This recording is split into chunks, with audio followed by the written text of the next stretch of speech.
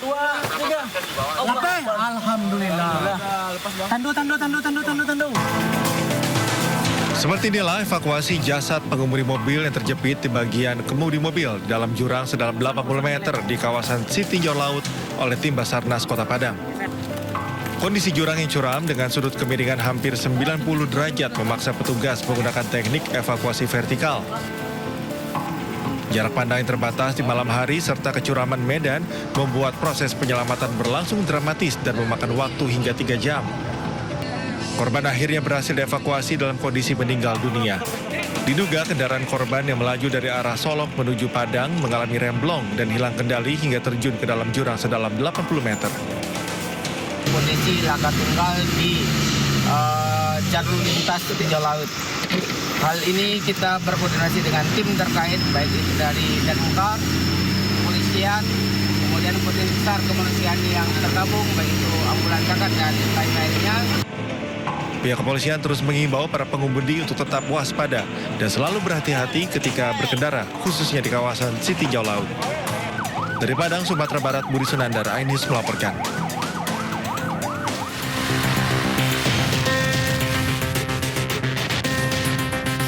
Inilah detik-detik kecelakaan antara kendaraan travel minibus dan sebuah motor yang terekam kamera pengawas di Jalan Ahmad Yani, Kelurahan Badean, Bondowoso. Dalam rekaman terlihat sebuah sepeda motor yang hendak menyeberang di persimpangan jalan tiba-tiba ditabrak oleh minibus yang melaju kencang. Korban bersama motornya terseret hingga beberapa meter di bawah kolong mobil. Kerasnya benturan membuat korban tewas di lokasi kejadian dengan luka berat di sekujur tubuh. Penanganannya sudah dilakukan penyidikan untuk R4 sama R2, yaitu meninggal untuk R2 yang mengakibatkan meninggal dunia. Sementara tersangka masih ada di lantas untuk melakukan penyidikan. Guna kepentingan penyelidikan, kedua kendaraan yang terlibat kecelakaan telah diamankan di unit Gakum Satlantas Polres Bondowoso. Dari Bondowoso, Jawa Timur, Rizky Amirul Ahmad, iNews melaporkan.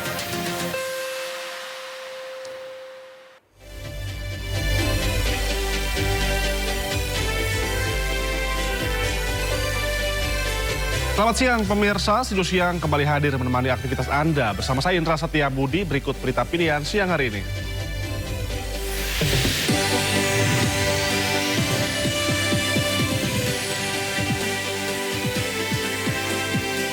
BBM langka, ratusan truk menumpuk antri di rest area kilometer 57 tol Jakarta Cikampek.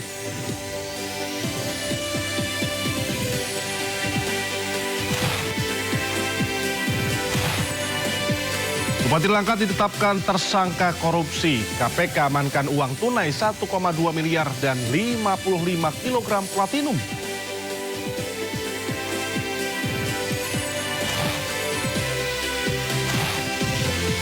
Timnas Brasil akan menghadapi Norwegia di laga 16 besar pada Senin mendatang.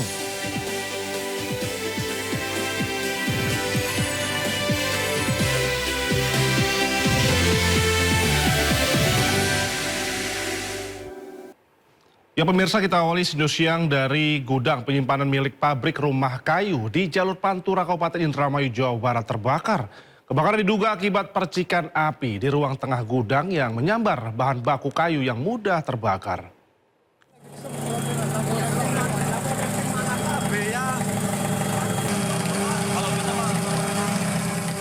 Petugas pemadam kebakaran dibantu warga berjibaku memadamkan api yang membakar gudang penyimpanan milik pabrik rumah kayu di Desa Pilangsari, Kecamatan Jatibarang, Kabupaten Indramayu, Jawa Barat. Banyaknya bahan yang mudah terbakar membuat api kian membesar dan sulit dipadamkan. 4 unit damkar yang dikerahkan ke lokasi berhasil memadamkan api 2 jam kemudian. Kebakaran diduga akibat percikan api di ruang tengah gudang yang menyambar bahan baku kayu yang mudah terbakar. Tidak ada korban jiwa maupun luka dalam peristiwa ini, namun kerugian ditaksir mencapai ratusan juta rupiah.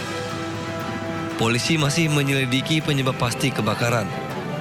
Dari Indramayu, Jawa Barat, To Iskandar, iNews melaporkan. Sementara itu 2 gudang mebel di kawasan pergudangan Romo Kalisari, Surabaya ludes terbakar. Besaran kobaran api dan kondisi gudang yang terkunci membuat petugas berjuang keras menaklukkan api selama hampir 2 jam lamanya.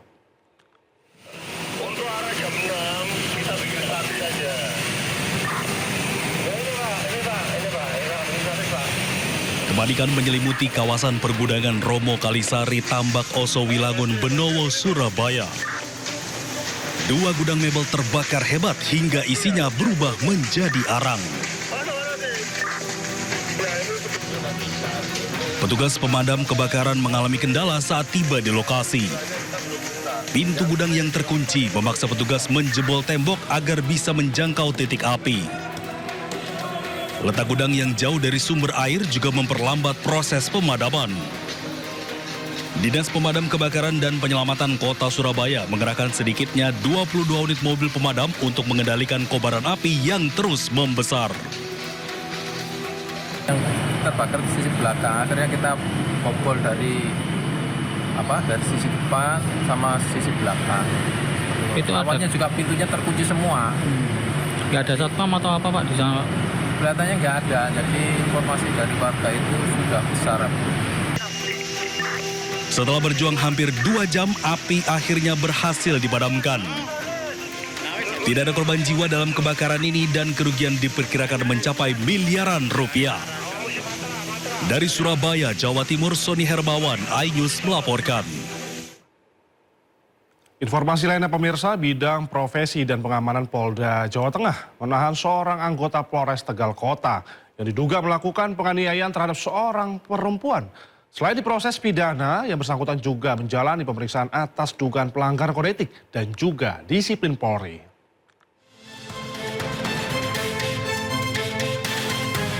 Menindaklanjuti laporan dugaan penganiayaan yang melibatkan anggota Polri, Bidpropam Polda Jawa Tengah mengambil langkah cepat dengan melakukan pemeriksaan dan penahanan terhadap Aibtu N, anggota Polres Tegal Kota. Sejalan jalani proses pidana, tersangka juga melakukan pemeriksaan atas dugaan pelanggaran disiplin dan kode etik profesi Polri. Untuk kepentingan pemeriksaan, Aibtu N telah ditempatkan dalam penahanan khusus. Ini dari Bidpropam atau dari Polda Jawa Tengah, dalam hal ada Bidpropam Polda Jawa Tengah sudah bergerak cepat kemarin menindaklanjuti terhadap oknum anggota Polres Tegal Kota yang berinisial N, sudah dilakukan pengamanan, kemudian pemeriksaan dan sudah dilakukan penahanan. Terkait kalau Bidpropam terkait dengan kode etik, nah kemudian terkait dengan tindak pidananya, pelaporan ini dilaporkan di Bareskrim, sehingga tindak lanjut dari penyidikan nanti kita menunggu dari penyidik Bareskrim. Kasus berawal dari laporan seorang perempuan berinisial MAN, warga Kabupaten Cirebon, Jawa Barat, yang mengaku menjadi korban dugaan penganiayaan sejak Desember 2023. Korban melaporkan peristiwa tersebut ke Bareskrim Polri pada 2 Juli 2006 lalu. Wisnuwardana, iNews melaporkan.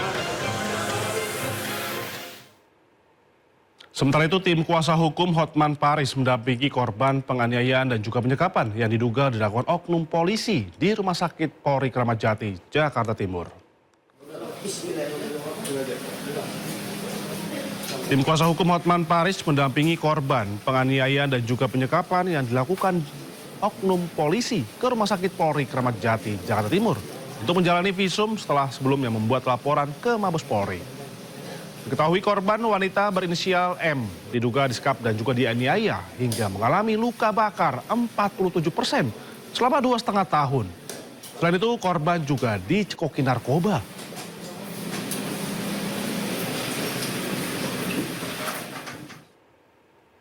Kondisi korban penyiksaan dan penyekapan oleh pelaku yang diduga oknum aparat sungguh memprihatinkan. Korban alami luka bakar hingga 47% di tubuhnya. Kalau diketok, pistol. Seorang wanita asal Cirebon, Jawa Barat mengalami luka bakar 47% pada tubuhnya, mulai dari kaki, tangan, hingga punggungnya. Luka tersebut ia dapatkan akibat dipaksa suami sirinya untuk memproduksi obat terlarang sejak bulan September tahun lalu. Di bawah tekanan pelaku, ibu satu anak ini terpaksa menyembunyikan fakta yang membuat tubuhnya terluka parah. Bahkan, saat mendapat perawatan medis di beberapa rumah sakit, korban berinisial M terpaksa berbohong. Ia mengaku bahwa luka itu akibat terkena siraman air panas. Tak hanya itu, korban kerap diperlakukan dengan penuh kekerasan. Selain dipaksa memproduksi obat terlarang, korban juga kerap dicekoki obat terlarang yang dibuatnya itu. Ini tangan sama paha. Karena itu yang akibat yang kemarin pas pembuatan sabu itu tuh kena air kerasnya. Disiram atau sengaja atau enggak sih? Pas pembuatan kan itunya ada api kan, ada api. Nah dianya malahan ke iniin aku. Oh, siram. Iya, jadi aku apa kayak gitu kan. Nah apinya kan ke iniin, dianya malahan ke aku. Awalnya beliau juga ngomong ke pihak keluarga aku karena motor ya, kebakaran motor kayak gitu.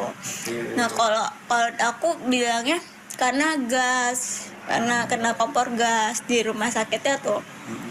Tapi dari pihak rumah sakit juga ini tuh bukan luka bakar kayak gitu tuh, tahu tuh. Sementara korban bersama tim kuasa hukum kini sudah melaporkan pelaku ke SPMB Mabes Polri. Dari Cirebon, Jawa Barat, Mardika, iNews melaporkan. Informasi lainnya, pemirsa, Polda Jabar telah menggelar rekonstruksi kasus dugaan penyekapan dan juga penganiayaan seorang perempuan berinisial YT yang dilakukan tersangka Taufik Hidayat. Rekonstruksi menampilkan sebanyak 21 adegan dengan melibatkan 6 tempat kejadian perkara.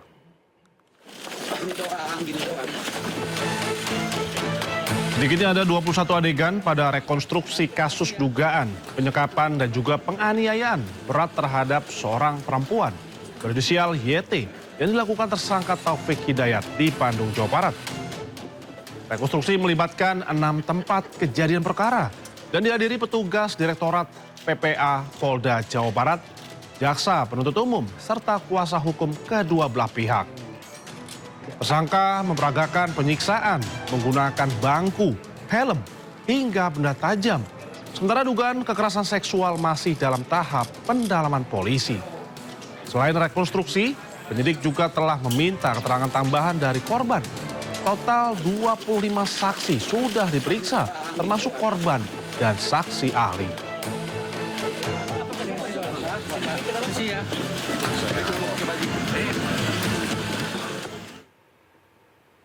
Sementara itu, Taufik Hidayat, tersangka kasus penyekapan dan penganiayaan gadis YTR, mengakui semua perbuatannya. Taufik melakukan tindakan kekerasan berat di 3 lokasi.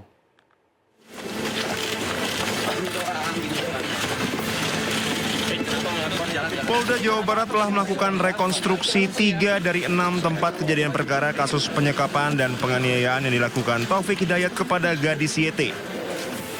Polisi menjelaskan terdapat 21 total adegan penganiayaan yang dilakukan tersangka Taufik Hidayat.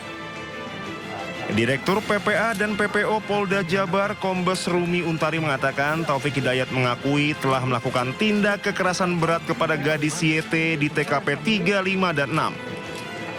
Taufik melakukan sejumlah penganiayaan berat mulai dari pemukulan dengan tangan kosong, memukul dengan helm dan kaki meja besi, hingga benda tajam.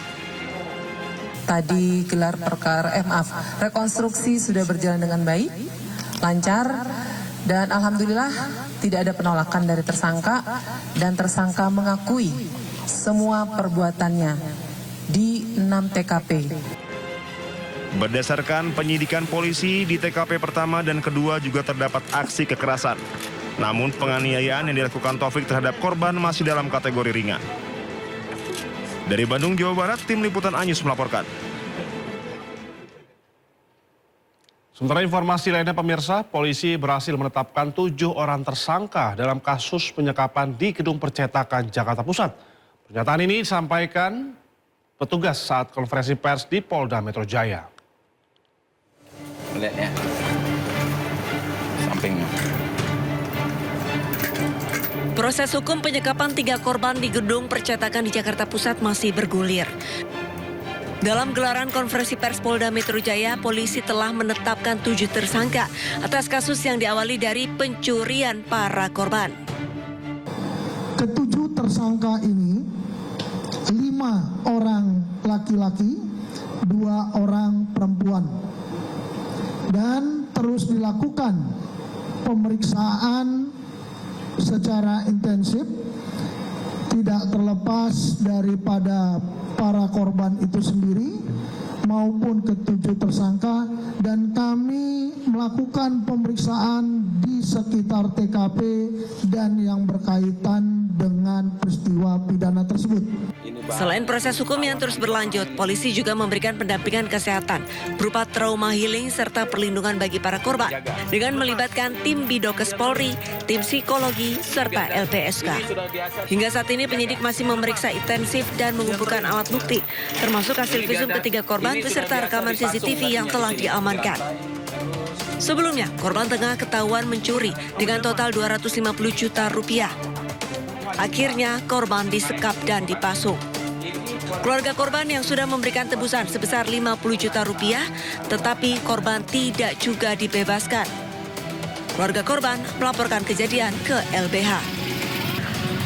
Tim Liputan, iNews melaporkan.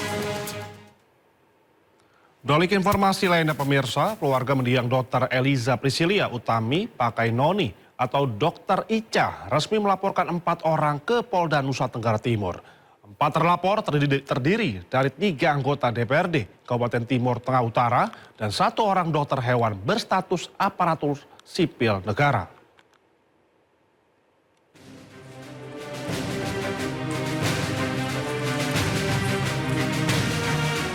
Didampingi kuasa hukumnya, keluarga mendiang Dr. Eliza Priscilia Utami Pakainoni atau Dr. Ica resmi melaporkan 4 orang ke Polda Nusa Tenggara Timur pada Jumat siang. Setelah menjalani pemeriksaan selama kurang lebih 5 jam, keluarga secara resmi menyerahkan laporan terkait dugaan intimidasi dan tekanan yang dialami Dr. Ica sebelum meninggal dunia. Kuasa hukum menyebut dari hasil pendalaman yang dilakukan bersama, keluarga menemukan adanya dugaan keterlibatan 4 orang dalam rangkaian peristiwa itu dengan rincian 3 anggota DPRD dan 1 orang dokter hewan. Setelah kami mendalami semua dan mengkaitkan itu, ternyata ada 4 orang yang kami laporkan, itu semua adalah pejabat publik. 3-nya adalah pejabat publik dalam kapasitas sebagai anggota DPRD Kabupaten Timur Tengah Utara, dan 1-nya pejabat publik adalah dokter hewan. Dia ikut memaksakan kehendak di situ dengan mengatakan bahwa saya saja bisa pergi ambil serum di puskesmas, ada keluarga yang sakit dan bisa disuntikan di situ. Nah, ini membuat dokter semakin tersiksa juga karena sudah serangkaian kata-kata verbal intimidasi yang disampaikan oleh 3 orang sebelumnya. Sebelumnya pihak keluarga juga telah melaporkan dugaan pelanggaran kode etik ke Badan Kehormatan DPRD Timur Tengah Utara. Pihak keluarga pun berharap kasus ini dapat segera diselesaikan secara transparan dan seadil-adilnya. Tim Liputan iNews melaporkan.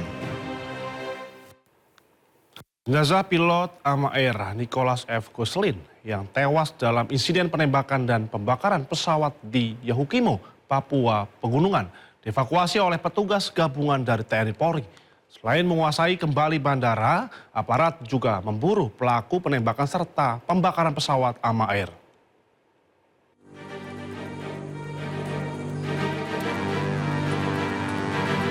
Pasukan Korps TNI HBMA menggelar operasi khusus untuk mengamankan Bandara IPDIK. Pengamanan dilakukan agar jalur evakuasi, pengiriman bantuan, dan penerbangan perintis dapat kembali berjalan. Dalam operasi ini, TNI mengerahkan personil dengan dukungan 2 helikopter Karakol.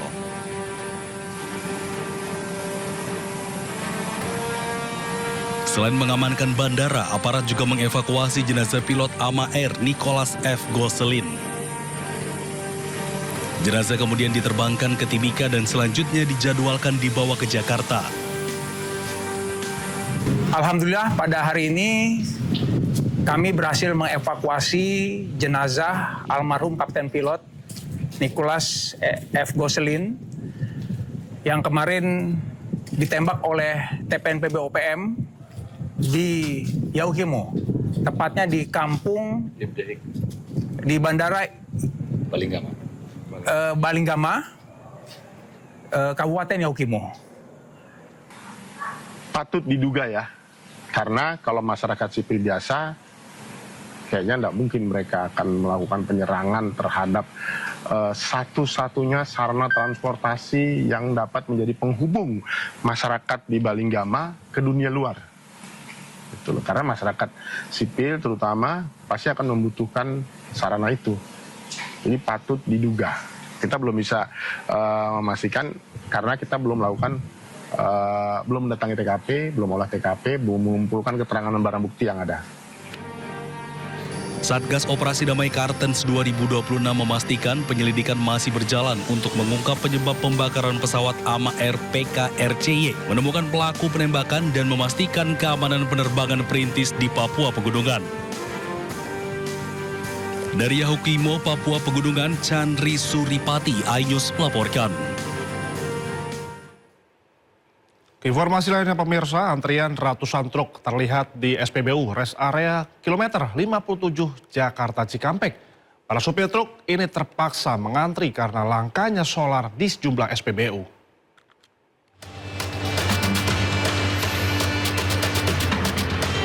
Antrean ratusan truk terlihat di SPBU Rest Area kilometer 57 akibat bahan bakar solar yang langka. Tidak sedikit pengemudi yang terpaksa memarkirkan kendaraannya sambil menunggu informasi ketersediaan bahan bakar kembali. Akibat banyaknya kebutuhan, para sopir harus mengantri hingga 2 jam atau lebih jika solar kembali tersedia. Kondisi ini memicu keterlambatan pengiriman barang ke berbagai daerah. Kecelakaan solar juga terjadi di sejumlah SPBU lainnya. KM 42 solar nggak ada. Solar nggak ada. Kosong. Kosong. KM 19 juga begitu. Panjang jalur Cikampek ini? Arah ke Jakarta. Iya, tol Cikampek aja ya? Iya. Kosong? Kosong. Jam berapa itu? Malam? Malam lah pokoknya, datang-datang pagi. Para pengemudi berharap pihak terkait segera menambah pasokan solar di SPBU Rest Area agar antrean panjang dapat dikurangi dan aktivitas distribusi logistik tetap berjalan lancar. Dari Karawang, Jawa Barat, Rudi Setiawan, iNews melaporkan. Upaya pemadaman kebakaran di TPA Jatiwaringin kini diperkuat dengan operasi udara. BNPB mengerahkan 2 helikopter waterbombing untuk menjangkau titik api yang sulit dipadamkan.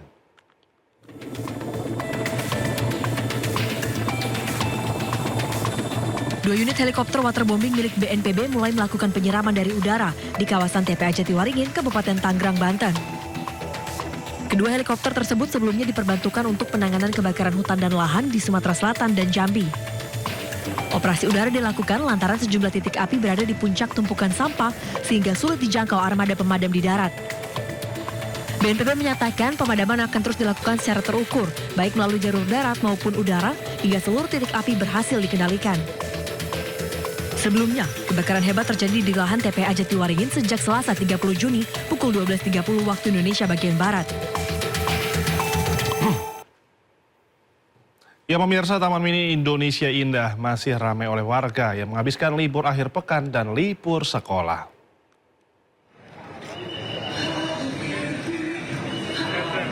Sejak pagi tadi antusiasme masyarakat masih sangat tinggi untuk memilih Taman Mini Indonesia Indah sebagai destinasi wisata favorit keluarga, mulai dari anak-anak hingga orang dewasa. Berbagai pertunjukan tari-tarian daerah hingga teater legenda juga ditampilkan di kawasan Taman Budaya. Selain bisa mengunjungi sejumlah anjungan dari seluruh daerah di Indonesia, pengunjung juga bisa menaiki sejumlah wahana seperti gondola atau kereta gantung, kemudian berkeliling dengan menggunakan kendaraan warga ataupun warawiri, sepeda listrik.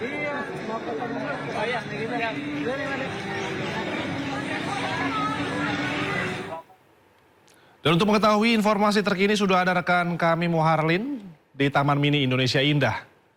Selamat siang Muharlin, seperti apa suasana keramaian di Taman Mini saat ini? Silakan.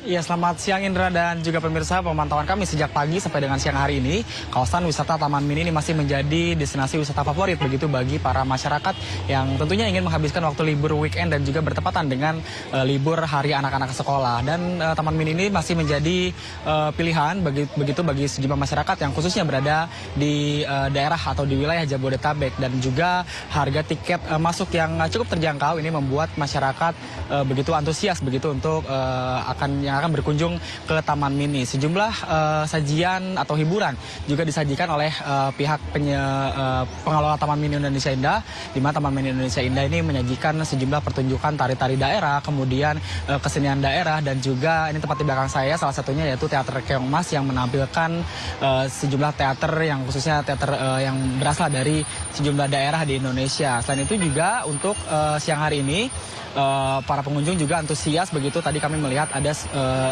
antrian begitu pengunjung yang ingin menaiki gondola atau kereta gantung yang memang menjadi wahana favorit begitu bagi sejumlah masyarakat. Dan untuk sore harinya juga Taman Mini Indonesia Indah ini menyajikan tari-tarian yang diantaranya ada tari kecak yang berasal dari Bali, kemudian bagi pengunjung juga ini yang berjalan kaki ataupun lelah begitu berjalan kaki, Taman Mini juga menyediakan kendaraan khusus bagi pengunjung, yaitu kendaraan warawiri dan juga sepeda listrik yang bisa Anda gunakan atau pengunjung gunakan untuk berkeliling, mengitari atau merasakan sensasi berlibur di Taman Mini Indonesia Indah. Dan untuk malam harinya biasanya Taman Mini Indonesia ini juga menyajikan pertunjukan yakni air mancur menari yang akan disajikan begitu di kolam di kawasan Taman Budaya Taman Mini Indonesia Indah. Dan khususnya juga untuk bagi Anda nih para masyarakat yang khususnya berada di wilayah Jabodetabek yang mungkin Anda bingung akan atau ingin menghabiskan waktu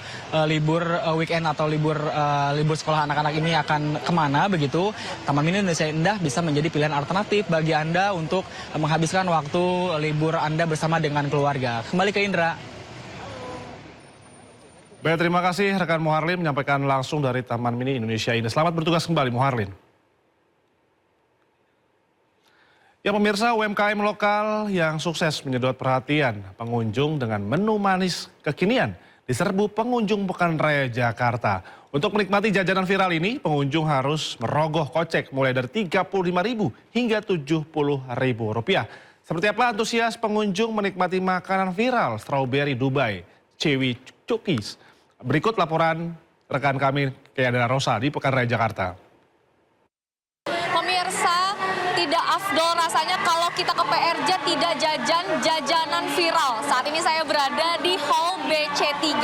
Di samping saya sudah ada nih antrian yang mengular. Tentunya mereka semua mengantri salah satu snack viral yang begitu nikmat terlihatnya. Karena memang snack ini adalah salah satu snack manis bernama Dubai Chewy Cookie.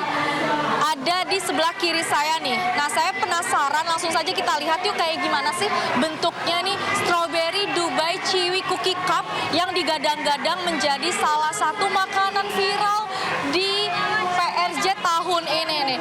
Nah, ini dia pembuatannya. Memang bisa dilihat stroberinya begitu fresh. Lalu juga ada ini mochi Dubai Chewy Cookie. Lalu ada kunafanya, pistachio kunafa yang warnanya juga cantik sekali ya. Nah, ini nih isinya begitu banyak. Harganya dibanderol dari harga Rp35.000 hingga Rp70.000. Nah, coklatnya juga manis sekali pastinya dan membuat kita yang ke PRJ pasti pengen banget coba nih. Langsung saja kita coba. Ini yang saya pesan yakni strawberry Dubai Chewy Cookie Cup. Sudah ada strawberry, coklat, mochinya juga ada. Langsung saja kita coba kali ya. Nih.